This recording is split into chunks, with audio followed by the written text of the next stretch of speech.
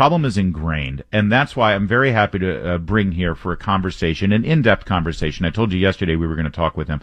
Mark Meckler. Mark Meckler is the founder and president of the Convention of States, conventionofstates.com, conventionofstates.com. And he also was a co-founder of the Tea Party movement back in 2009, where Mark Meckler, I think you would say there's a very similar climate right now in this country than there was at the birth of the Tea Party movement, wouldn't you say? Maybe it's getting angrier, and I think Festivus is the appropriate holiday. Yeah, it sure is. So happy Festivus to you, if there is such a thing. A righteous Festivus to you, Mark Meckler. Let's first talk about the details here. I saw the abomination that was the insult in this spending bill, this boondoggle, by insulting the American people, saying, here's your COVID relief, and we're sending $15 million to Sri Lanka to fix a boat. When I saw this, I thought of you. I thought of you, and I thought of Convention of States, because this is why the convention is needed, isn't it? It is. I got to be honest with you, it's hard for me to retain my composure. It's hard to fluster me. I'm so angry about this. A 5,500-page bill. By the way, 5,500 and page bill should not ever be in the same sentence when it comes to the federal government. Yeah. 5,500 pages of garbage given to the congressman 2 hours before they vote. So the reality is, and this is really important that every American understand this, not one, precisely zero of these damn congressmen read this bill before they voted on it. Yep. They have no idea what's in it. It's dishonest. It's disreputable. Okay, at this point, honestly, I'm all for tar and feathering these folks. They're voting on things to spend money on things they don't even know what's in there. And I know that's generally true, but this is so in our faces. It is so offensive. Every one of them, any person who voted for this should be thrown out of office. Is just a travesty. Yeah, but the fundamental problem here is that Congress has the ability to do this. They shouldn't. I'm old enough to remember, I mentioned the Tea Party movement, Mark Meckler. I remember John Boehner, when he was minority leader of the Republicans, when he was asking for the privilege and honor of leading a majority and being Speaker of the House in 2010.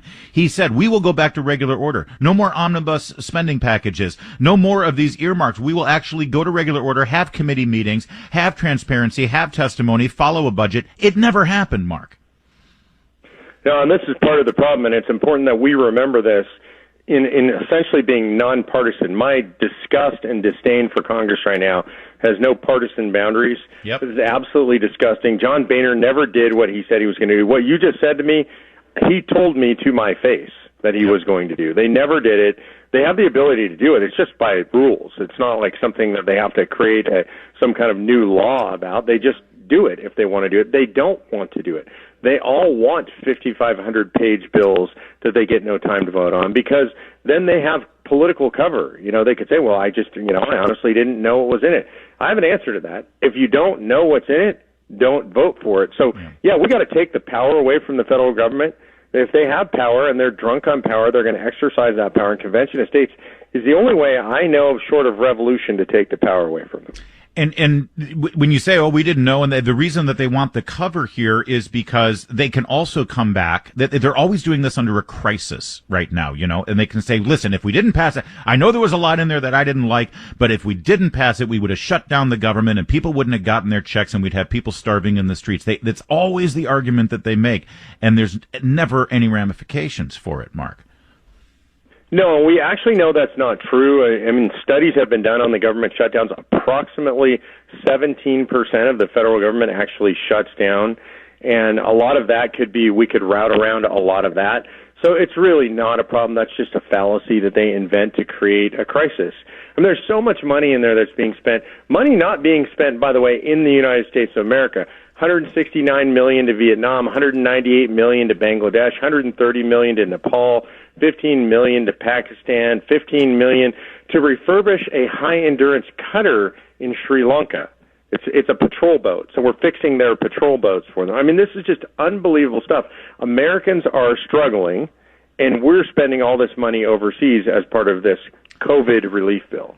And boy, it sure is a fascinating indication of how quickly the swamp, the permanent political class, the legislative beast how quickly they want to go right back to the good old days when they didn't have Donald Trump looking over their shoulder. They don't even wait for, what they believe will be a President Biden being sworn in next month. This is exactly the kind of stuff that they want to be able to get away with. And it's why Trump won in the first place. Yeah, I mean, so basically what you're seeing is the swamp is raising its ugly head once again. Trump has been playing whack-a-mole with the swamp and beating him down as much as he can, but now they're feeling unrestrained, and they're going out and doing whatever the heck they want to do. It's infuriating. I mean, I know you can hear the frustration in my voice. I don't normally sound like this. I try to take these things lightly, but now it's just infuriating at this point. And, by the way, we should probably update everybody just in terms of the news and what's happening. I mean, frankly, we don't really know what's going to happen here, but there seems to be some political interest in separating out a standalone COVID relief bill to actually help people who are in great need right now. And Mark, it's not people who normally would look to the government and say, give me a free handout.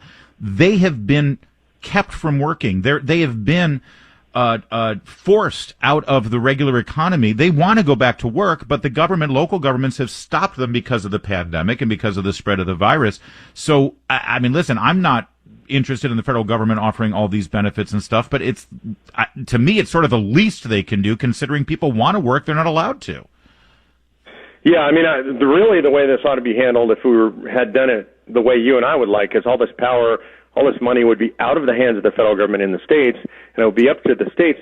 Frankly, the states are the one punishing their own people, keeping them from working, keeping them out of work, making it so families can't earn a living. The states should be spending that money, not the federal government. Another way would be for the federal government to tax the states directly to spend this money. It's not going to happen that way, but I, like you, see this as a taking, essentially. In other words, the government, the local governments, the state governments have come in, shut down businesses, taken paychecks away from people, and frankly, in a sense, constitutionally, they owe this money to people. That's right. So the movement seems to be that there will be a standalone COVID relief bill that by the way, the president and Republicans have been calling for since July. And it was, dragged out and Nancy Pelosi refused to do that for political purposes before the election. Now they're going to separate that out and then have this spending bill as a separate standalone issue. Is that, what is your perspective on that? Is that a better way to go about doing this? Or what should they be doing? Yeah, I think it's a much better way to do it, and then we ought to be ready to look at both of those bills closely. We ought to demand that there is at least 72 hours to review the thing. This is incredible to me. The Democrats all voted in unison to waive the 72-hour provision. So there is a rule that says that the American public has 72 hours and congressmen have 72 hours to review a bill. To be fair, for a 5,500-page bill, that's impossible. If you read 24 hours a day for 3 days, you're not going to read the 5,500 pages necessary. And when you read these bills, Larry, and I've done it, I know how to read these pieces of legislation. What you're going to find is all kinds of references to other legislation. So it's not like you read 5,500 pages like you're reading a novel. You read it and it refers to other sections of other pre-existing legislation or regulations. You really can't read it in 5,500 pages. You're probably looking ultimately at tens of thousands of pages. What we ought, as the American people on a broader scale, ought to demand is that there are weeks required before a bill can be voted on. They ought to be able to put it out there, and if it's a certain length, you say, hey, you get a month or 3 weeks to review this thing, because we cannot and will not know what's in any of this. This leads us now to solutions, and as everyone here knows, we do air grievances, we do complain, we do point out what is wrong, but we bend over backwards to try to actually give people hope and give people ideas on how to fix the problems and how to make things better, what solutions to move toward. It's not enough to say what we're against. We have to talk about what we're for. And Mark Meckler, if you can stay with us, we got to talk about the Convention of States, because this is another glaring example as to why a Convention of States, to fundamentally transform the way Congress is made up and the way our federal government functions right now, that really is the only solution. It's gotten that bad. So, Mark, can you stay with us here as we discuss Convention of States and what could be done here if we can move this program along? Absolutely, it'd be my honor. Excellent. All right, Mark Meckler, the founder and president of Convention of States and an old hand at the Tea Party movement that I remember interviewing him 10 years ago at the dawn of the Tea Party movement with Andrew Breitbart. He's going to continue with us, and we're going to talk about how to fix this problem going forward, regardless of who the president is. There's fundamental problems that need to get fixed. We can vote Donald Trump in every 4 years, and that's as we see, that doesn't fix the root of the problem. I have felt frustrated this week on the air. I hate that feeling. I have heard the frustration in your voice. You voice it to me here at 888-630 WMAL. You let me know not only frustration, but also this sense of hopelessness. This sense of hopelessness, especially in light of the outrageous shenanigans and unreal violation of the law with regard to how ballots were handled in states like Pennsylvania and Georgia and Wisconsin and Michigan, where they violated their own laws with regard to mail-in ballots, with regard to validating whether there was a signature on the ballot, making sure that there's an election observer to make sure that the signature is valid. I mean, those ballots should not be counted. We know that the law says it, and yet if the president doesn't win his final arguments here before the Supreme Court, it seems like, that doesn't matter. And I understand how that can be frustrating and angering and give you a sense of hopelessness. We did organize, we did raise money, we did have rallies, we did get our friends on board, and yet we still, even when we get 10 million more votes for President Trump 4 years later, they still take the election away, and you feel hopeless. I recognize that. But instead of walking away and saying, well, we can't fix it, it's over, it's hopeless, America's done. No, we got to continue coming back and trying to find a way to fix this problem. We got to have hope here. And that's why I wanted to take my time and talk to Mark Meckler for Convention of States, because I'm starting to feel like this is the only way. So Mark, you're going to actually stay with us for the whole hour to talk about this, and I appreciate that. But if you could pick up where I just left off, I mean, that is a very real and dangerous climate we're in right now in this country, where people feel like they are not represented and in their vote doesn't count. Yeah, look, I think we're living in what I would describe as pre-revolutionary times. And this is not very different from where we were prior to 1776. In 1776, if you read the pamphleteers of the time, these are the guys that were essentially the blog writers of 1776 producing these pamphlets. That's right. You find a phrase over and over in those pamphlets, and the phrase is this. It says that the British government is the finest form of government ever created by man for the preservation of liberty. Now, when I say that, it should make you do a double take, because these were people who were fomenting a revolution, but they're praising the British form of government. So what was going on? Well, if you read on, they all say this: but we believe now that the branches of government are conspiring together against the interests of the common man. In other words, look, we love our form of government. When we look at our Constitution, we believe in it. We think it is the best form of government ever instituted for the preservation of liberty. But we know, when we see what's going on, it's now conspiring against us. And so I think we find ourselves in this time. And I think there's something going on, too, that is important and has historical precedent as well, and that is, I think we are starting to go through what I call now the great decoupling. In other words, conservatives like you and I are saying, you know what?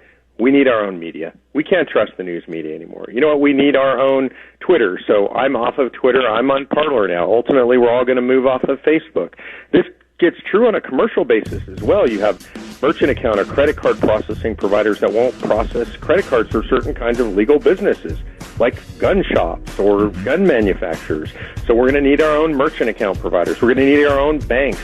Ultimately, we're going to stop shopping with companies that hate us. I don't shop with Nike anymore. I used to love Nike gear.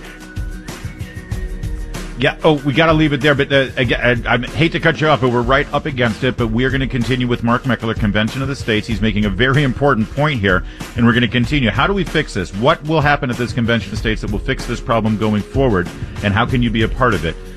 It's the Larry O'Connor Show on WMAM. But we have a lot to discuss here today, and we've been planning that. I've been planning this for a couple of days now with Mark Meckler of the Convention of the States, and he continues with us now.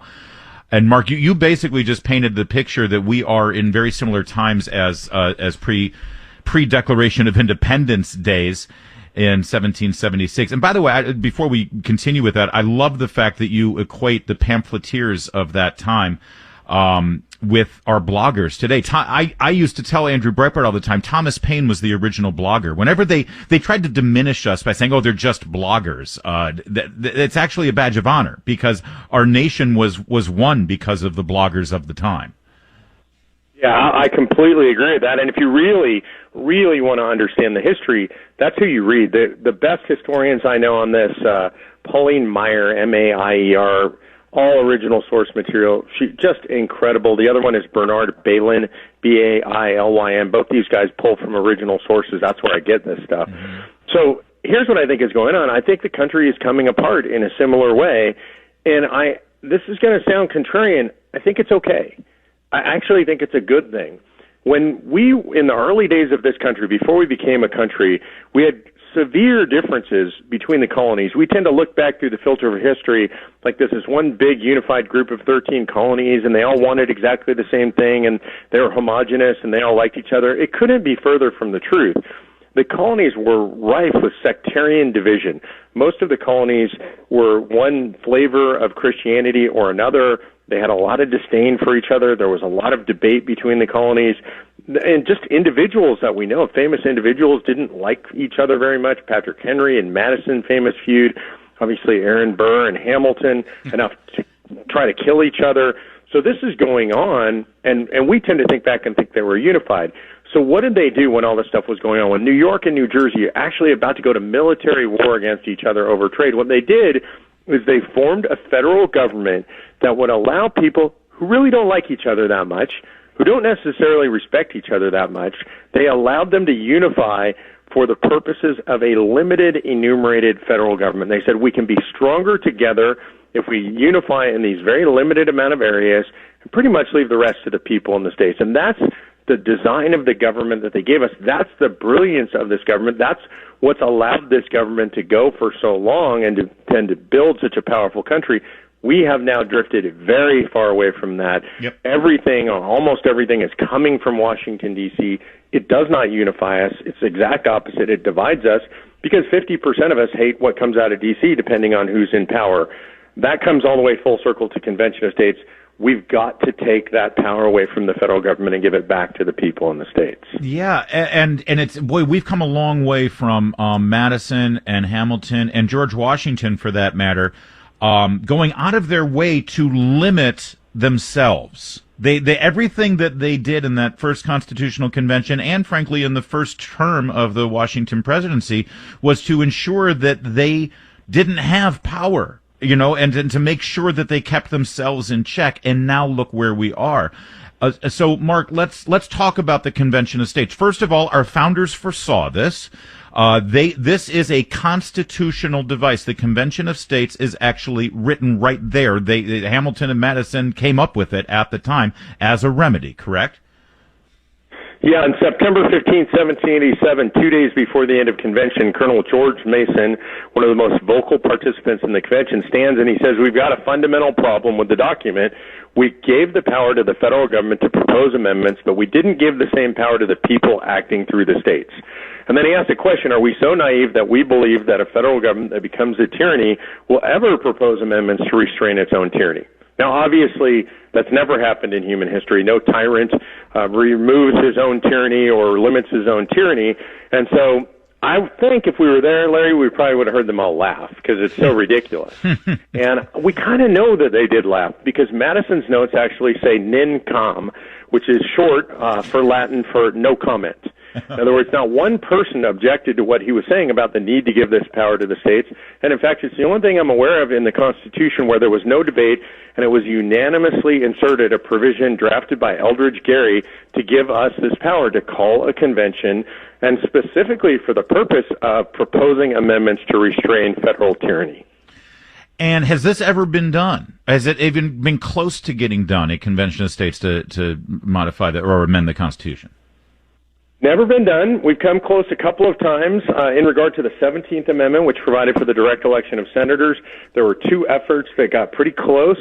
When they got close the second time, Congress finally just relented, proposed the amendment itself, which is the first method under Article 5.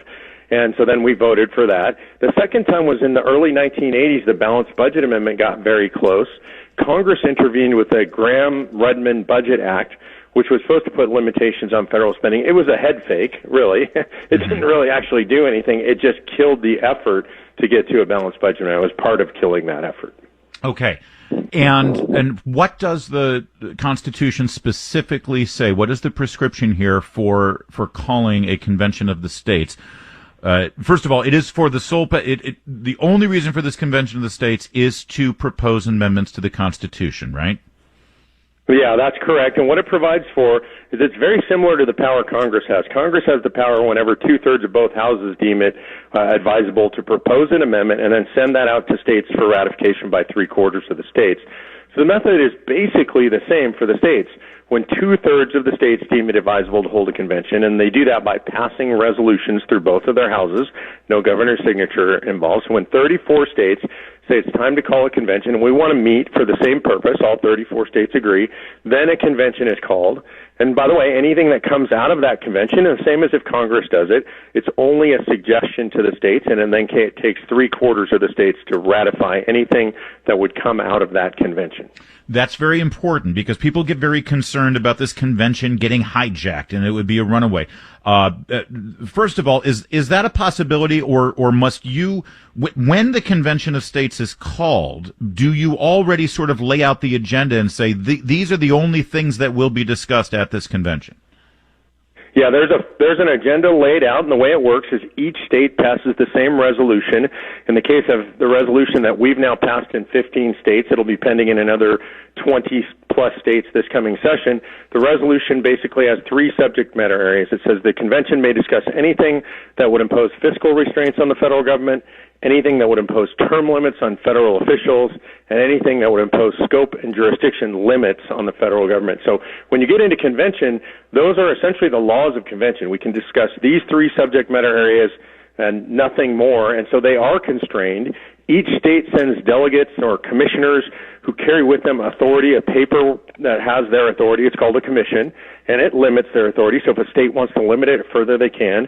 The states retain authority over their delegates while they're at convention. This is just normal. That's just normal commercial law. If you appoint an agent to act on your behalf, they can only do the things that you ask them to do. So you can't get a renegade delegate who just decides to take it into their own hands to, rewrite the Second Amendment or eliminate the Second Amendment. The states are allowed to direct what they do. Absolutely, and any state could withdraw their authority at any time. And by the way, let's just, worst case scenario, you've got a state like California, where I'm originally from, they are going to have somebody stand up and propose repeal of the Second Amendment. I have no doubt that that's going to happen. People do what people do.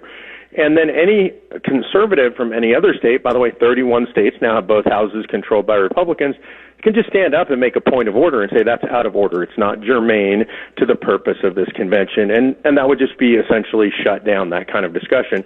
Ultimately, it takes 26 states to pass something out as a suggested amendment. And then again, it goes out to the states for ratification. It takes 38 states to ratify. And this is the most important math, Larry.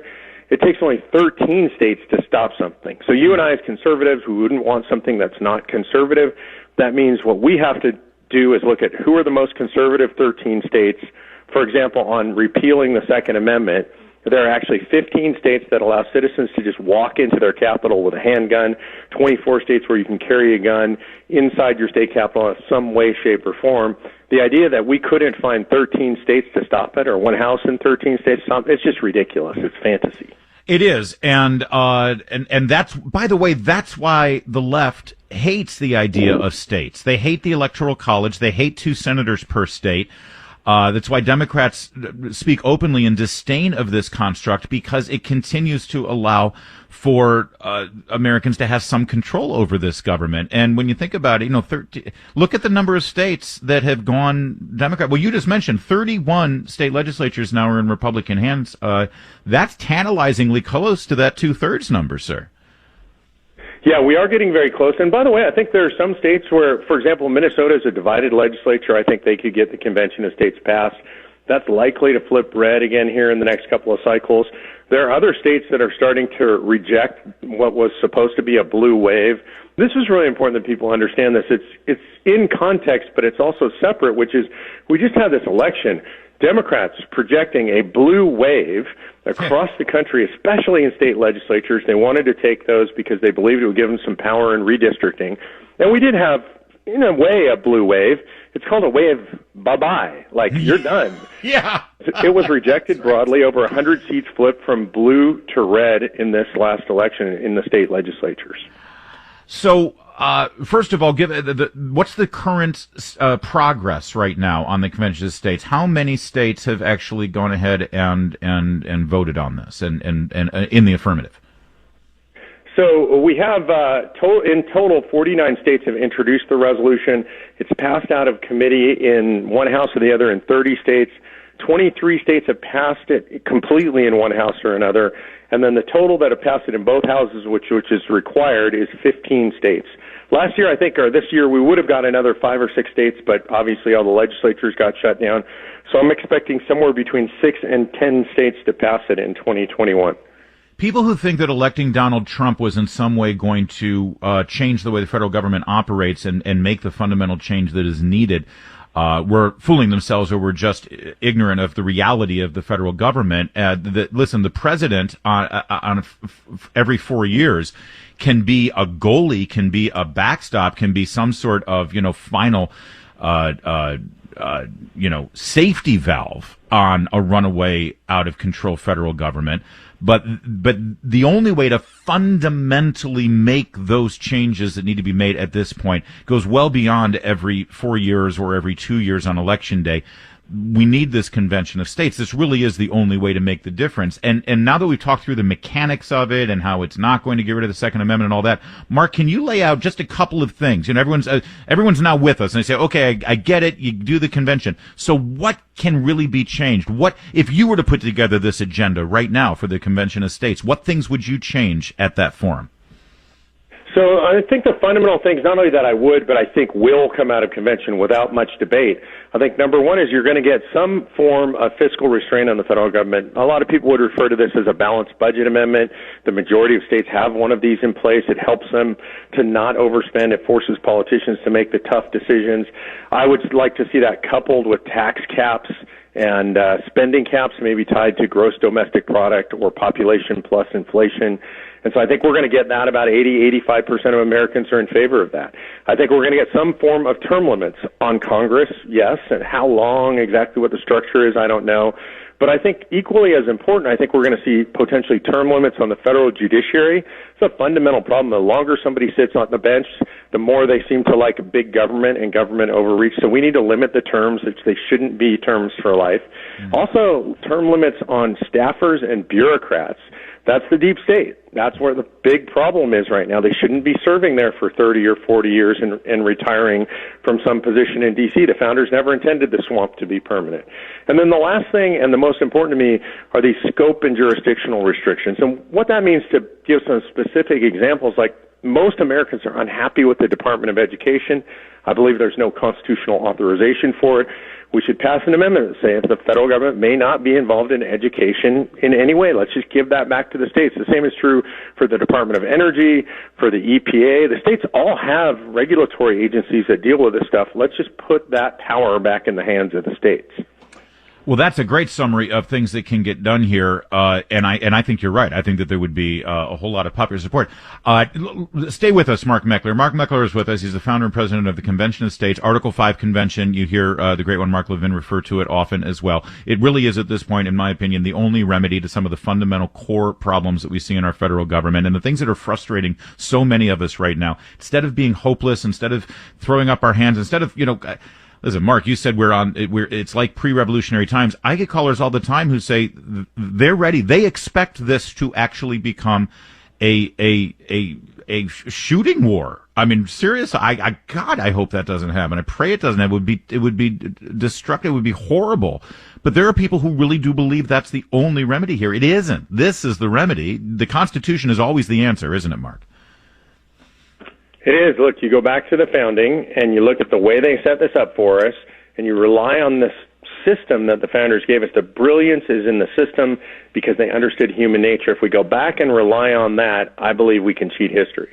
All right. Mark Meckler, stay with us. A couple more closing thoughts on this idea of the Convention of States and what can and should be done here. And most importantly, in our next segment here, it'll be a short one, but you can actually let everybody know what they can do, no matter where, and that's the beauty of this. They could be listening on podcasts. They're not just in the D.C. area, Virginia, or Maryland. They could be anywhere. And they need to take control of this right now. They have the power. We, the people, still have power here. So Mark Meckler is going to give you your marching orders on what you can do to move this thing along. This is the Larry O'Connor Show. Mark Meckler, Convention of the States. And by the way, he creates great content on his very active Facebook page there for Convention of the States. Great stuff, great political content there for you political junkies. So just for an information forum, it's a great place to be. But also, let's get people activated here, Mark. You know, I thrive on people not just sitting around and complaining, but actually doing something about it. And people want to do something. They want to be motivated and activated. So tell them, what can they do?